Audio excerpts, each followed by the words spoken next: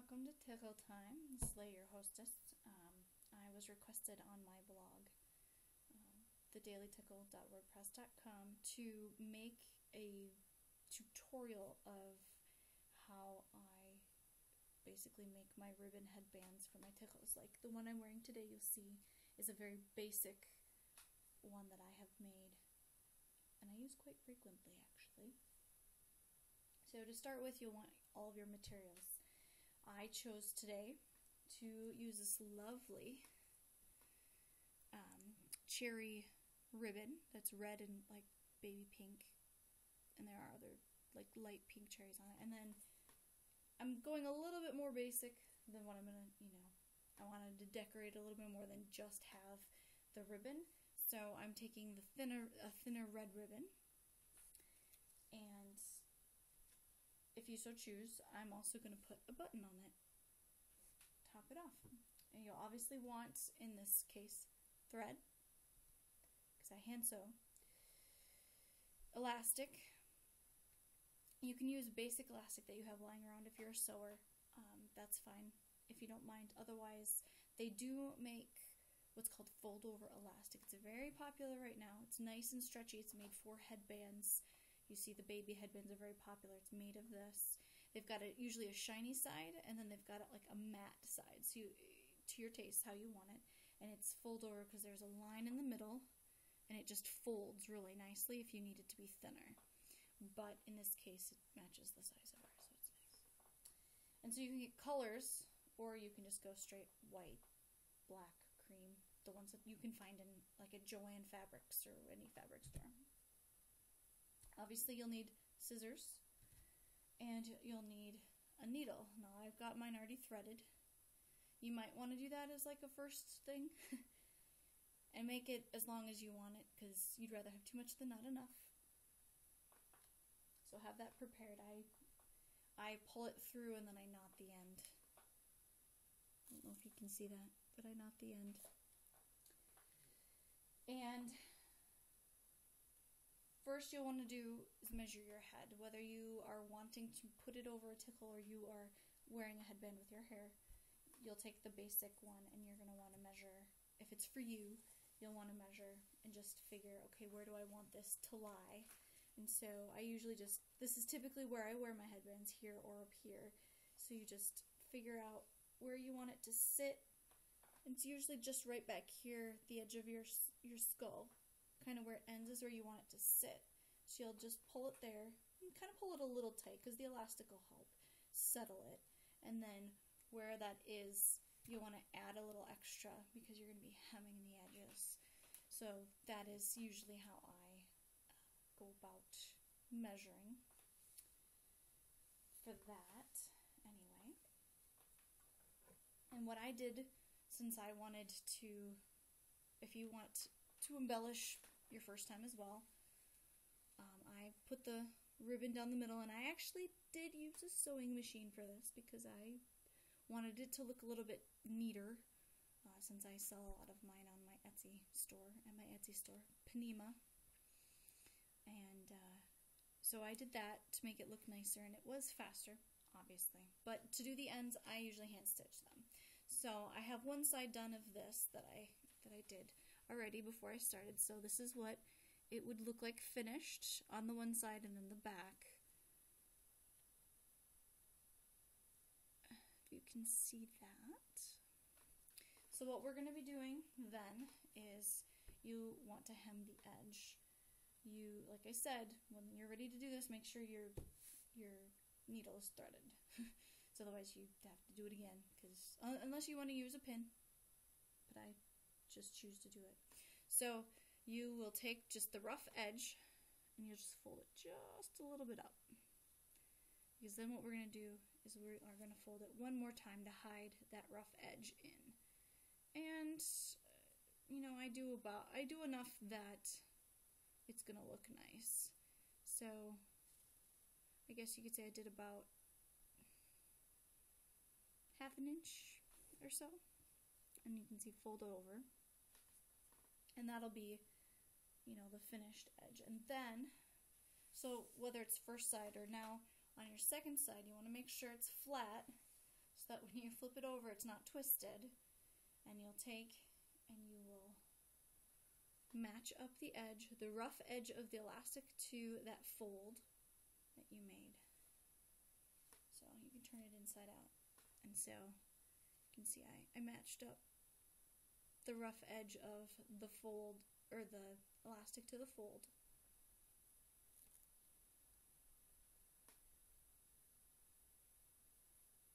Sometimes it can be a little finicky.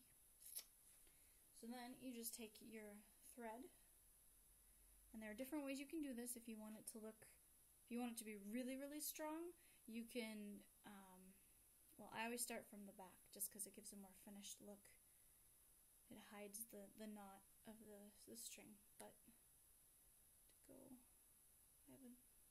and I ended up with a knot in mine.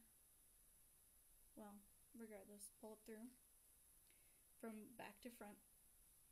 And what I did was, on this one, I just did simple straight stitch around. So, pulled it through, so then I'm just going to go a little further up, and then go to the back. And just do that all the way around.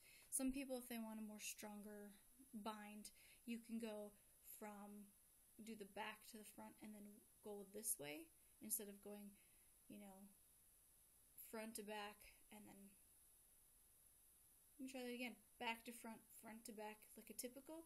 You can do, so if you put it through the back side, it would be front to back, front to back, front to back, and it will wrap around the edge and give it a more finished, stronger, I think, look. But you just do this, for the sake of time, I'm just going to do it all the way around, because it will, what you're going to want it to look like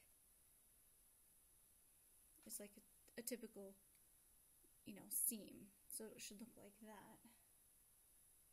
And you just go around the square, the rectangle, whatever you want to call it, through all the layers.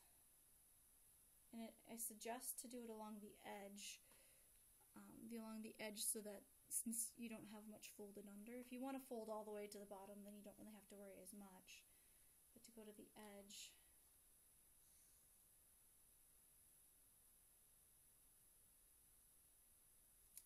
you can go as fast or as slow as you want. There's something very, I don't know, very nice about hand stitching. It's very relaxing.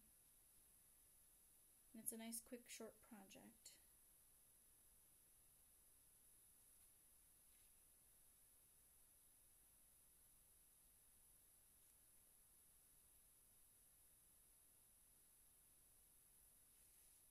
Trying to do this quickly so we can move on. I should have had it half done, huh? So I want to show you the next step.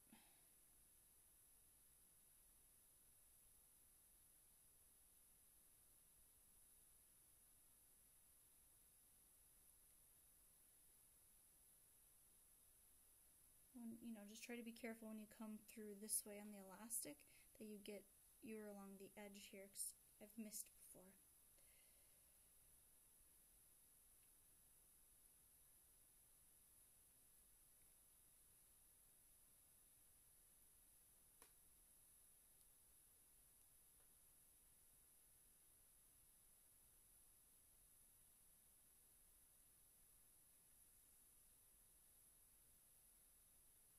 So we're back at the beginning. I'll show you what I like to do in these instances. Careful, because your tail will get caught if you go around. But in this instance, you're back at the beginning where you started with the knot. I like to take and hide. So either you can push it back through, but don't go through the elastic. Push your thread back through, and you'll just take and hide between the elastic and the ribbon underneath the stitching. You just pull it back up because you want to get to the top, but you want to hide it. You don't necessarily need to make more stitches. If that's too much, make more stitches if it's just for you. Then you end up back at the top. Now, I like to do this for a finished look, to just hide the rough edges.